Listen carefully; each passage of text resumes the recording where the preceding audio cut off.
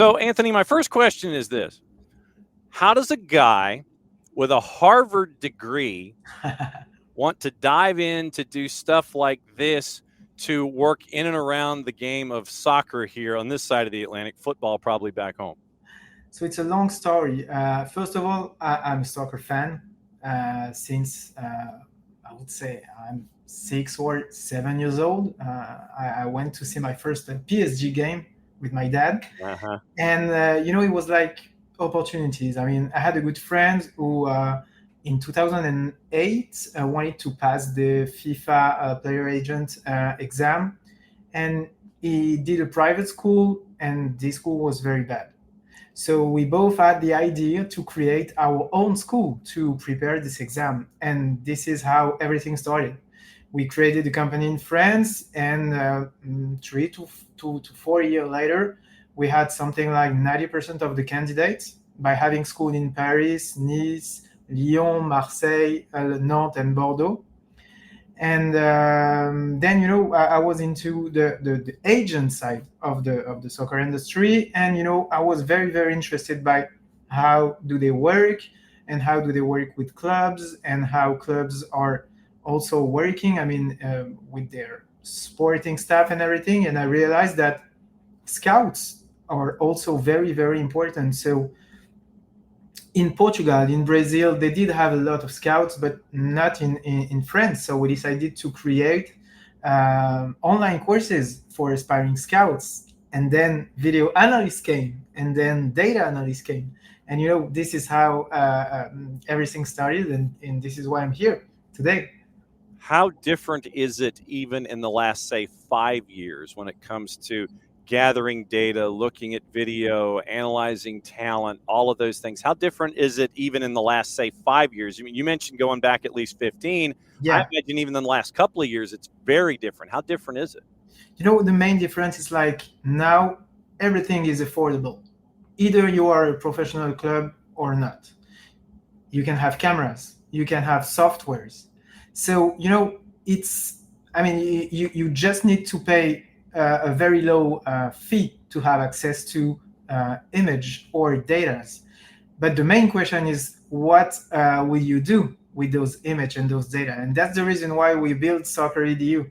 It's to explain to people, so it could be coaches or either soccer enthusiasts who want to break into the soccer industry, how to use it and how to use it to perform better. Because if you're scouting better, you will play better and you will earn more money, which is very important for clubs today. No doubt. So you go from formations football to creating Soccer EDU Yeah. in Florida. How different is it, say, when you're looking at creating something in the European theater to creating something in a growth market like the United States? I mean, to my opinion, scouting is a science. So either you scout in France, in Brazil, in Italy, or here in the US, that's the same thing. The only thing that changes a lot is the pathway of players. So, for example, in here in the US, you have a lot of private academies, and we don't have it in Europe. It's a total different model that scouts need to understand. But I mean, scouting, it's the same. It's basically the same. And same thing for video analysis or data analysis. And it's even more, I would say, easy here because you have better infrastructure. When sometimes I go and see USL games, they have like professional infrastructure that some second division clubs in France doesn't have. So yeah, that's the main thing. So when you're trying to have these two pieces of both sides of the Atlantic share the same kind of information, Yeah. how difficult is it for both sides of the Atlantic to talk to one another so they have the same information, they have the same information base, and they know what the other side's talking about without losing any time when it comes to evaluation, analysis, all that kind of stuff? How do you make sure they're talking the same language on both sides of the Atlantic? By giving them the same additional content. So, they will learn the exact same way of working, they will speak the same language, and they will use the same softwares, the same vocabulary and everything. So it's going to be very, very easy for an American scout to talk with a French scout. Very easy. When it comes to the initial learning curve, Yeah. how steep is the learning curve on the US side trying to learn about the European side, and then how steep is it from the European side trying to learn about the American approach? So in Europe, soccer is much more popular. So sometimes it's easier to talk with European people when we talk to soccer, when we talk to video analysis, to the whole soccer culture.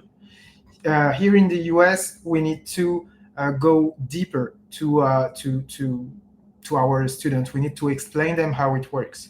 But basically, as I said, it's the same. It's the same quality of content. The only thing that changes a lot is like for French or for an Italian, some system or game model, it's easy for him because he has seen soccer games since his childhood.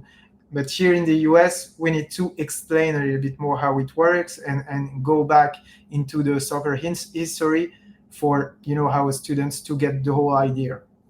Antony Zouzout, SoccerEDU, and also one of the great minds behind Formations Football, hanging out with us here for an SDH 1v1.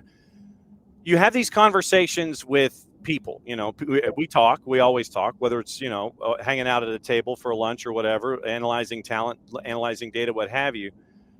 When it comes to now adding a computer into the mix, I know that you have AI, and I know a lot of folks, they'll turn to AI and they'll sit there and go, okay, here, write something for me and I'll go from here.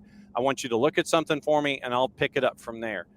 How difficult is it to deal with what folks want to do with AI and still try and analyze what we see with our mind and our eyes and our heart? How difficult is that dealing with the new age things, the 21st century stuff that's just computer versus what we see and what we know? So video cameras, data, and even AI, to my opinion, is just great tools. AI is a very, very powerful with patterns. But it struggles a little bit with context, intention, character, and off-camera behavior. So that's, to my opinion, the limits of data. So it also inherits, data biases and can, overtrust some samples. Mm-hmm. So to my opinion, the best model is to have a great mix. You can have video cameras. You can use data to scout the right players. You can use AI also to scout the right player. But a human needs to go at the game and see 1, 2, 3, 4, 5 times the player before taking a decision. This is, to my opinion, what scouting is about. It's not, once again, scouting the right player. It's scouting the right player, yes, but at the right time, for the right coach, in the right club. It's a great mix. You cannot just use AI by itself. Then if you were to add mathematics, meaning analytics, to the whole discussion, that's a third element in this. And so I would imagine for any scout, it's trying to find that right mix of the human element, the mathematical element, and the computer element, so you're not reliant on the impersonal aspects of it, the computerized and just the mechanical aspects, to where you're not relying on just that stuff and sitting there and minimizing, I would guess, what's up here. You want to make sure that mixes all three parts. True? Yeah, that's right. To my opinion, that's what is very, very important. How difficult is that, though, with all of this technology around us, for scouts these days to sit there and go, yeah, I'll just kind of throw it in there and it'll give me something? How difficult is it to remind a scout or someone who wants to be a scout, no, you can't go down that road completely, because then you miss out on everything? What are those conversations like for you with especially the younger individuals that want to be like the 20-somethings that have this already knowledge and reliance on technology, to remind them, no, you've got to have the human element that's attached in there too? The easiest way to share this kind of information with people is like talking about real case studies. You have tons of great players who have great data, but it just don't fit with the clubs for a lot of reasons. It could be the coach, it could be the club's culture or whatever. So it's very, very easy to convince people when We are sharing real case studies, and you have tons of them. We have tons of them. Now, you mentioned obviously the interactions from the U.S. and Europe and the Europe and U.S. Is there? You mentioned where obviously in Europe there's hundreds of years of advanced element when it comes to the professional game, where the U.S. is 30 years in. But is there something that can be learned by European scouts from the American game, from what it has been able to do with this hemisphere specifically, and vice versa? What can Of one learn course. from the other side? Here in the US, as I said, the infrastructure are amazing compared to France or Spain or Italy. I've been to many, many games from first, third, second, and third division there. So here in the US, they can, they are very, very athlete oriented. Mm-hmm. In France or in Europe, not really. Maybe at the top club, of course. I'm not talking about PSG or Monaco or Milan or whatever. I'm talking about mid rank first division or second or lower. But here, that's crazy how clubs are with the club. I have friends who are playing at USL 1 or USL 2, and they are playing in great conditions. So that's something, to my opinion, really important, because if the player are happy and in great condition, he will play better for sure. Another thing is like, of course, it's always related to money. Here, the clubs are investing a lot. And in France, because of TV rights mainly, it's going to be more complicated.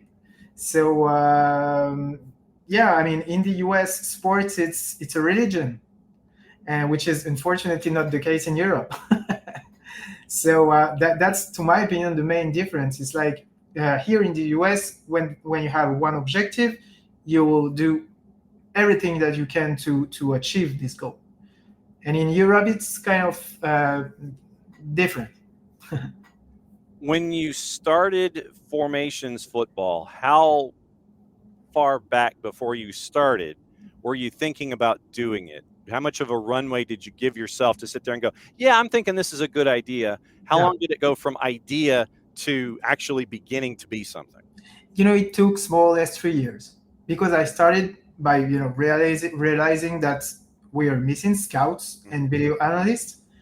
And then I traveled a little bit to meet scouts and to talk with them, to see how they learn how to scout, and to have more information about their path, professional path. And I did the same with video analysts. And then we have to sit down and try to write the whole content, the whole course. So it took me something like 3 years to have the great content. And today I'm really happy to say that our courses is great for this reason. It's like, by finishing the course, you will have all the skills needed to work either for Real Madrid or for a non-professional clubs. We are putting everything, so you will be hands-on, and you will get all the skills needed to work as a professional in top clubs. The only difference you can have between you as a newcomer and experienced scout, it's the number of games you've seen and your network, of course. But in terms of skills, you will have exactly the same, and you will know and you will learn how to master the softwares, which is today very, very important. So then, how long did it take you to come up with the idea of SoccerEDU by comparison, and how much of a runway did you give yourself here for the US side of things? It's a funny story about SoccerEDU. I was in Chicago for an event, and I met a French guy actually working for the US Soccer Federation, and I had a conversation with him, and he told me that it could be very interesting to adapt our content and to set up a company here and to develop it, because I had previous conversation with sporting director from MLS clubs, and I was always asking the same question. So how do you hire scouts or video analysts? And the answer was the same. It's like, I'm hiring either a coach or an experienced scouts coming from Europe and Latin America. And I was like, you don't have any in-house program or universities of private school offering scouting and video analysis programs so you can have all the skills that you need? And the answer was no. And this is exactly when I was pretty sure that I had to set up the company here to help clubs and all the teams play better by having a great staff.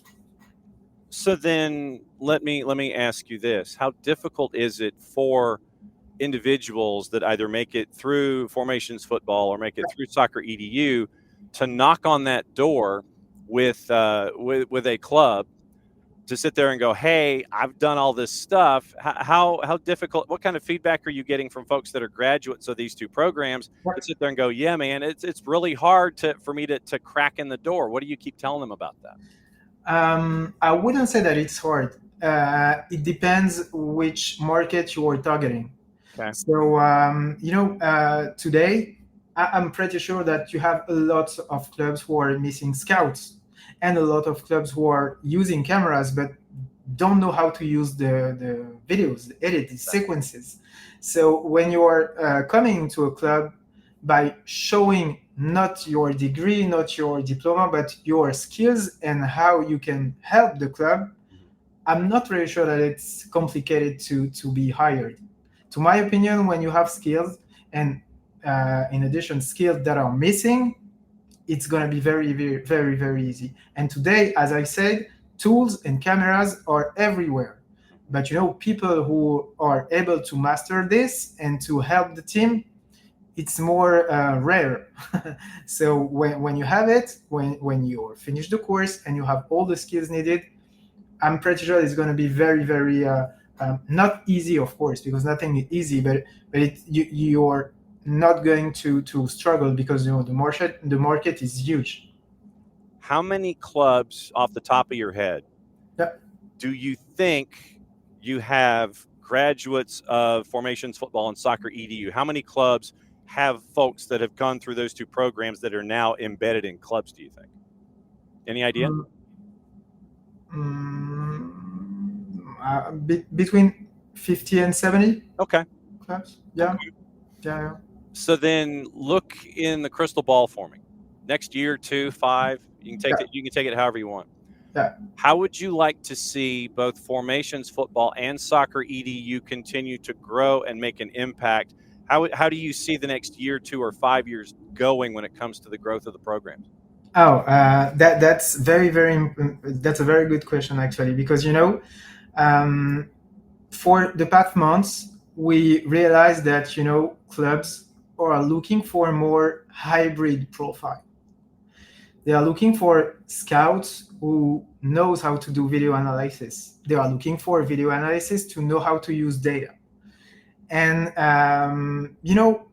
that's basically the reason why we changed our business model. So we went to a platform, online courses, when you buy your course and that's it, to a platform where you can have access to all the courses. Because now we believe that you have to be, video analyst or a scout with data skills, with scouting skills, with video analysis skills, and also with coaching skills.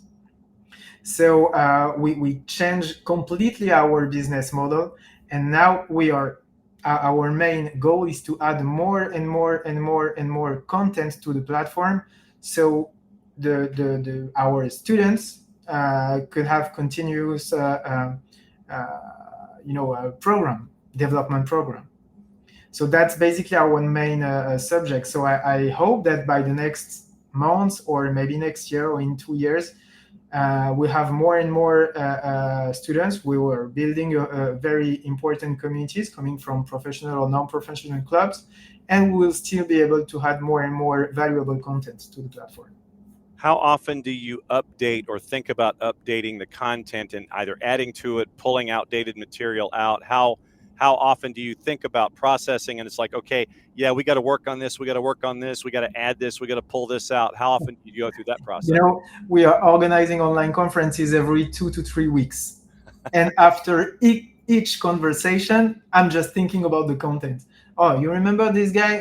He told me that he's working a different way, so let's add something new to our content. So I'm learning every week by having very deep and interesting conversation with professionals. So we're putting new educational content regularly. Antony, we're looking forward to seeing the continued growth there at SoccerEDU here Thank in you the very U.S. much. Formations football. We'll be keeping up with you, and we'll be catching up with you soon, my friend. We'll be keeping an eye on things. Thanks for dropping by. Thank you very much. Bye bye.